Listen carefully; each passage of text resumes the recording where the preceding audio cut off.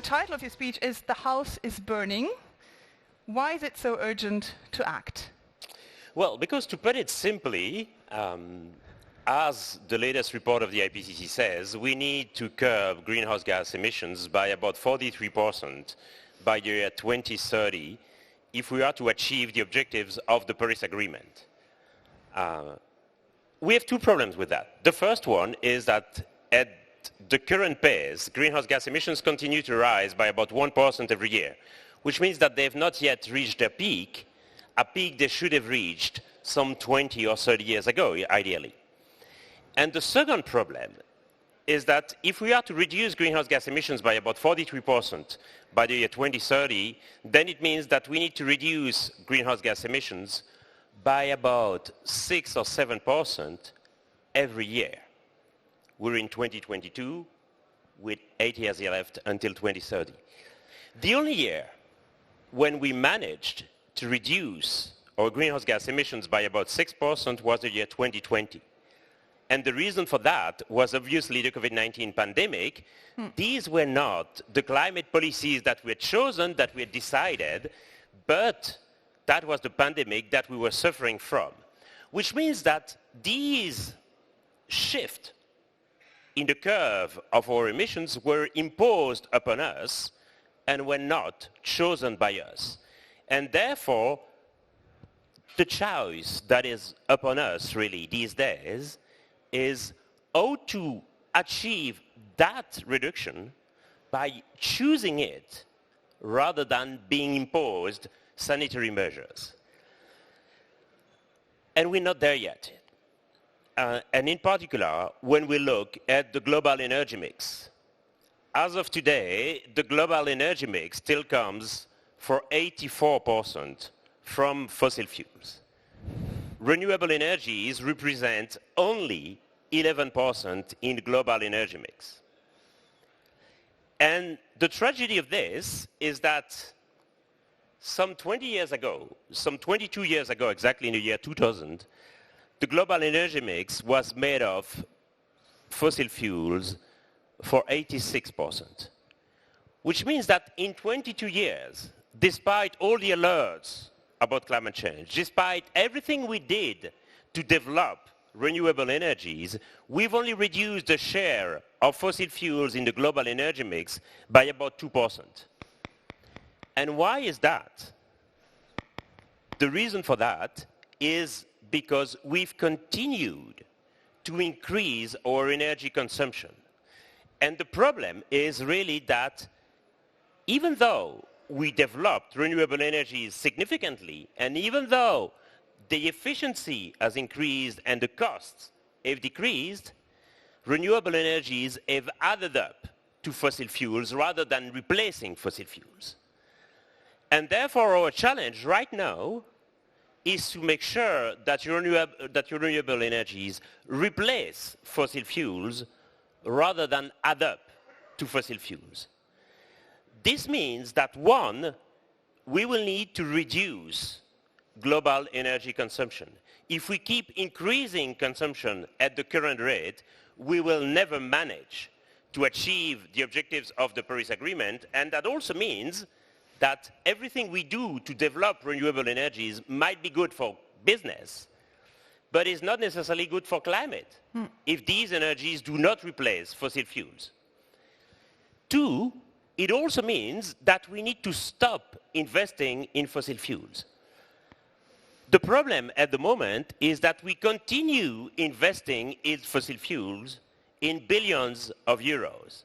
Of course, we continue to invest in renewable energies as well, but if you invest in both, then you basically annihilate what you do with one hand with the other hand.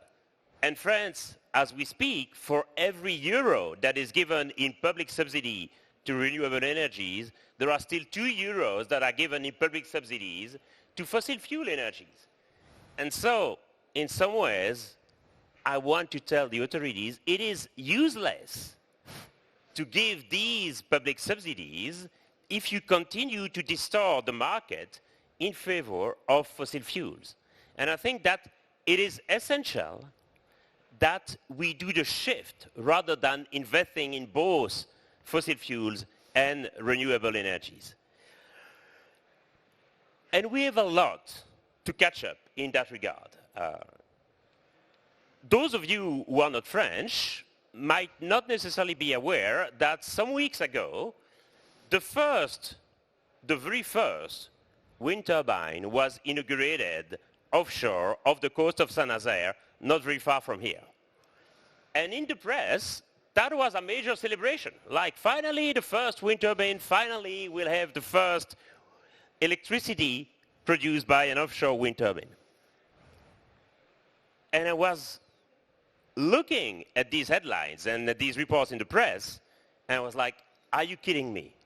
I come from Belgium, which is a tiny little country with only 60 kilometers of coast. And we have dozens of offshore wind turbines. France has thousands of kilometers of coast, and they celebrate the fact that in the year 2022, they've inaugurated the very first wind turbine. That should be a national shame rather than a national celebration, that France has so much delay on tiny little Belgium, which itself is catching up its delay on the Netherlands and Denmark, which are champions of offshore wind farms. Out of the 27 European countries, France is the only one that has not achieved its European objectives when it comes to the development of renewable energies. So there is really a lot to do.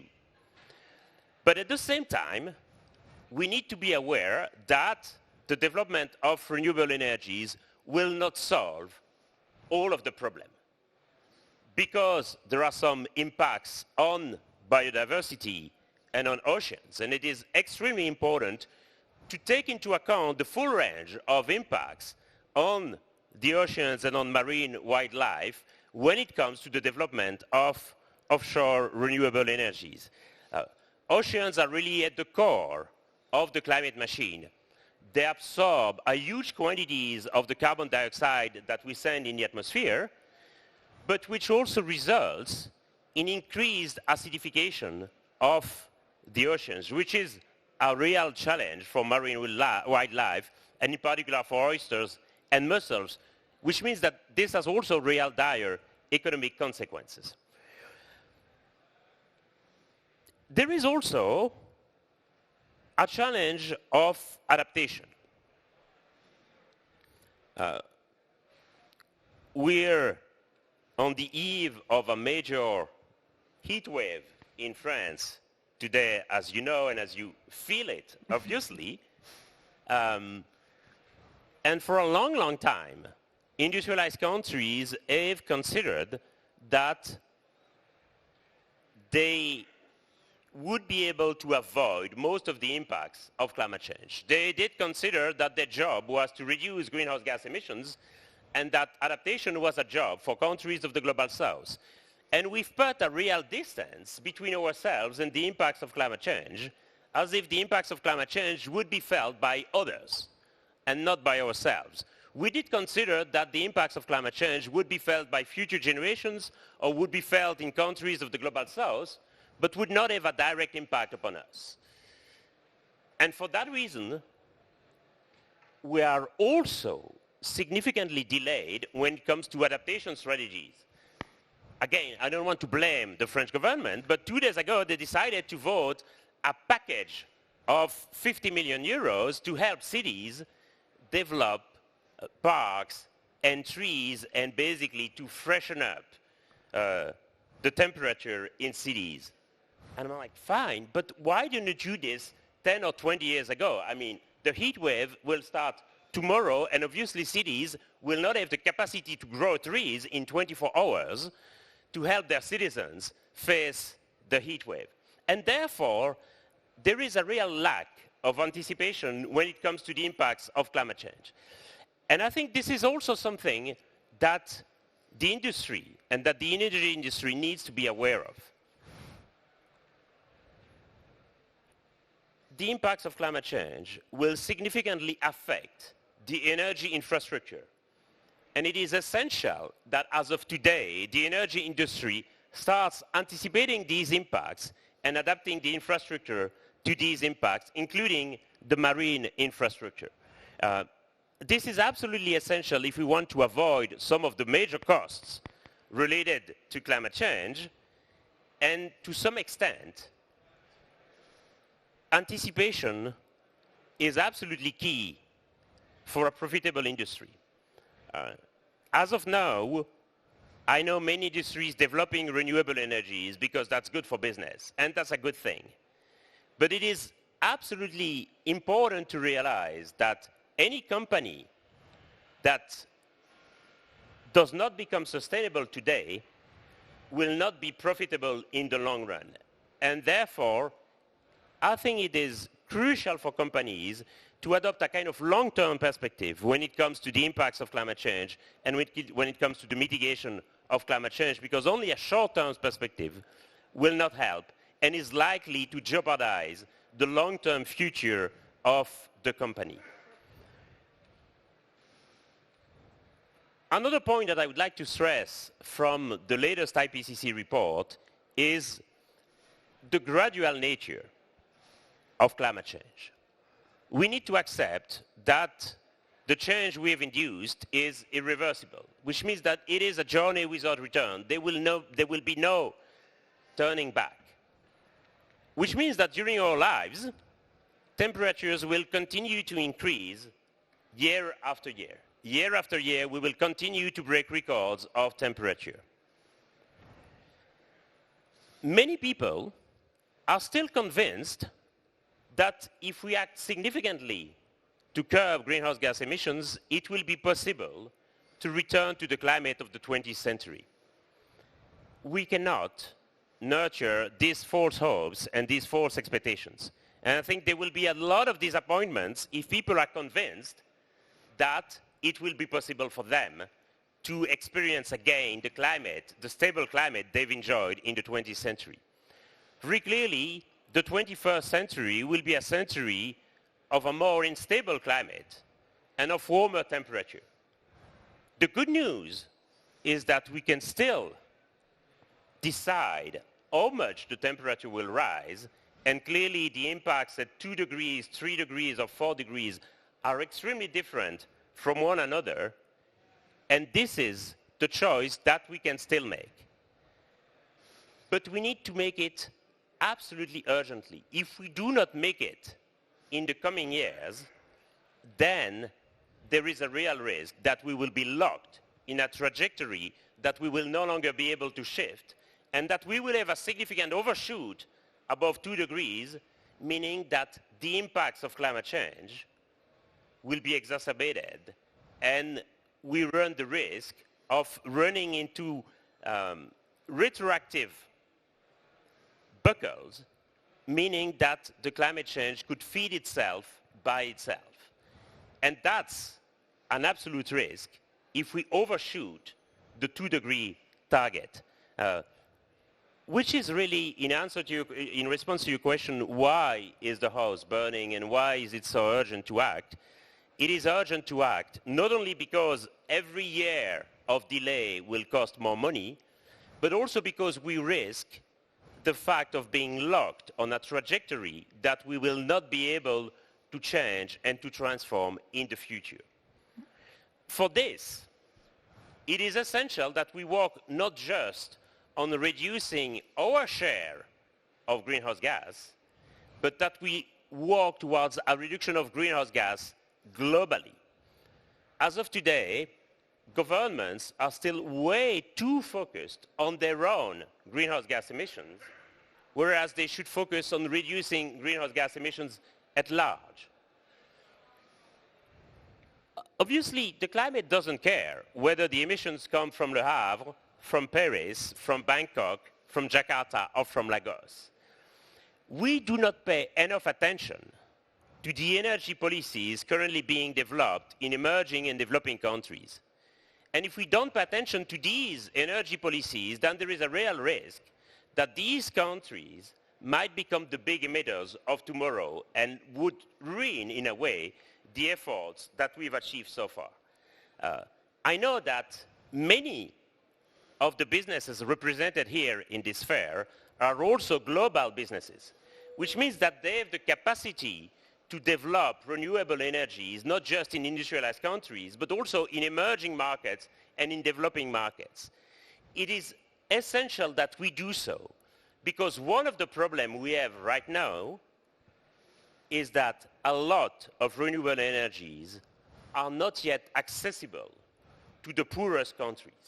And therefore, we need to do much more of an effort to make these technologies accessible to emerging and developing markets. And it is also, of course, a responsibility of companies to achieve this.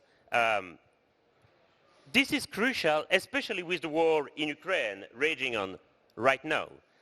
Obviously, Europe is now trying to move away from fossil fuels coming from Russia. Europe represents about half of the market of exportation for Russia.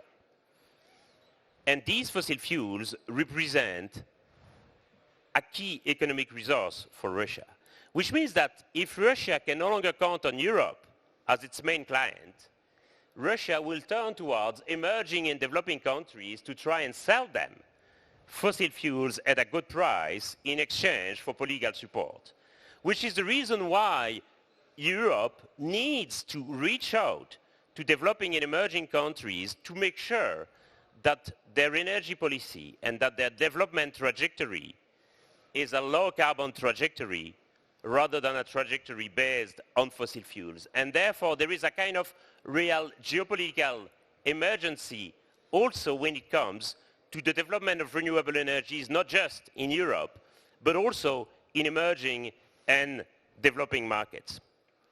Final point I wanted to make is about the need to account for inequalities. We know already that climate change will deepen and will exacerbate inequalities within a society. We know that the most vulnerable are more exposed to the impacts of climate change, and that very often, for example, they live in houses that are poorly insulated, which means that energy prices have a huge impact for them. What the latest IPCC report tells us is also that inequalities make a society more vulnerable, because social cohesion and solidarity between people is a key element of resilience. Therefore, there is a risk that we enter a vicious circle where the impacts of climate change increase the inequalities within a society, in turn increasing the vulnerability of this society to the impacts of climate change, increasing inequalities, and so and so. And very often the response that we provide to climate change might also increase these inequalities.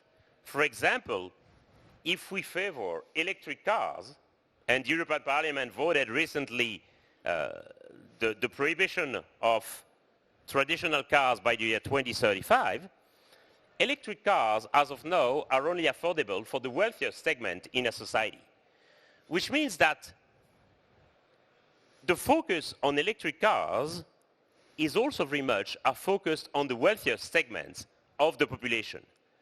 And this is also the case for adaptation policies with, for example, some support for private insurance as adaptation policies, which are also only affordable for the wealthiest segments of our population.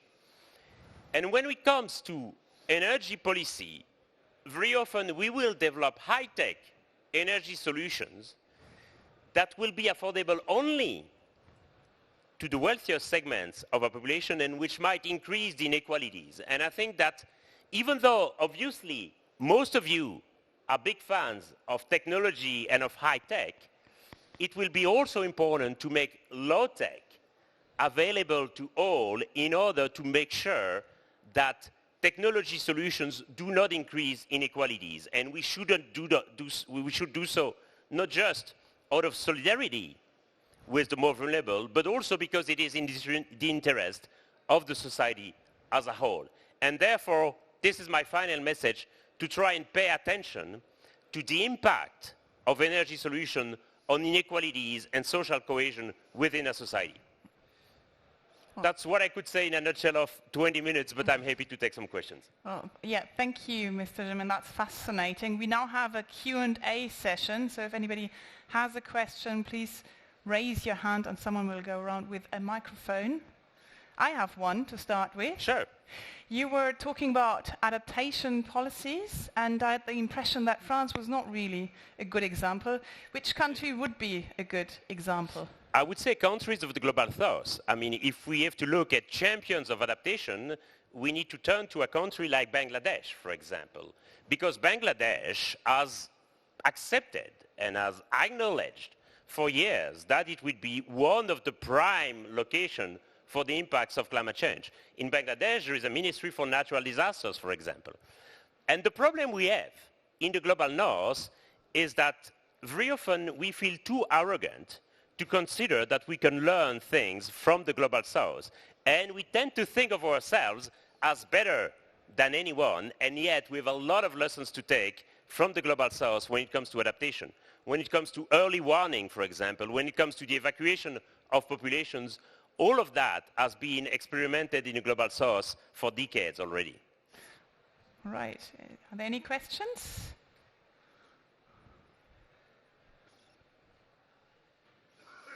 Thank you. I'm Cédric Philibert. François, I'd like to challenge you on two things you've just said. It seems to me that 20 years ago, we didn't have the tools to reduce our emissions.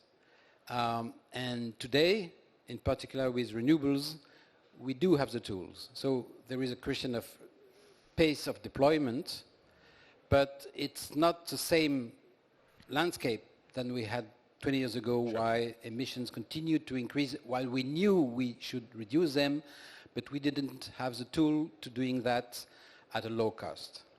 And in the same vein, I would say we now also have the tools to electrify the society. And you say electric vehicles are only for the wealthiest. That's not true anymore, in the sense that we now have the tools to make it, at least on a LCO transport basis, levelized cost, taking all into account, taking the price of fuels in account, etc. We do have the tools to make the transport not costlier with fossil fuels than with electric.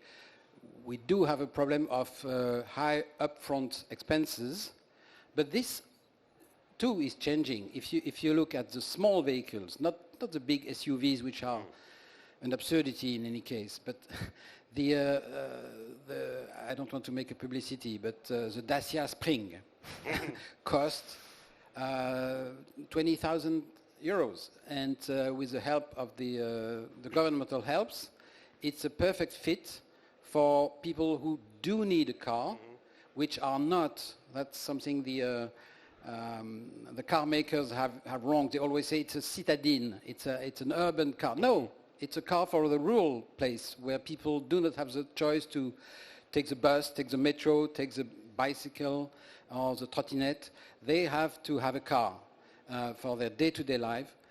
And these cars are now a perfect fit at a cost that is less the cost of thermal engine, provided maybe they get some help with a cheap or no-cost loan at the beginning, and they can spread the acquisition of the vehicle over the next 10 years, and then it will cost less than a normal gasoline or diesel engine. Thank you very much. Thanks, Cédric. On the first point that you raised about the issue of the changing technological landscape, that is very true. Obviously, 20 years ago, renewable energies were not the same as they are today, and they've gained immensely in terms of efficiency, and they've lost a lot in terms of price and in terms of cost. Yet, the same can also be said for fossil fuels. And clearly, the exploitation of offshore fossil fuels, of non-conventional fossil fuels also has made very significant progress over the last 20 years. And therefore, we should not consider, I think, that the development is only happening in renewable energies, also in fossil fuels. There are lots of technological developments happening, and therefore the technological landscape is not the same either, neither for fossil fuels nor for renewables. Clearly, we can do much more today, and we need to go stronger and faster. But I really want to insist on these 2 points, that we need to go faster and stronger, not only in industrialized countries, but also in emerging and developing countries. And that is also something that multinational companies can achieve. And 2, that we need to replace fossil fuels with renewables rather than adding renewables to fossil fuels. And investing in both avenues is nonsensical in many ways. Might make sense from a business viewpoint, but is nonsensical from a climate viewpoint. Then on electric cars, I don't want to make a point on electric cars, and yes, there are cheaper electric cars that could be affordable for the middle class and even for the lower middle class. And hopefully there will be a kind of second-hand market that will also develop for electric cars.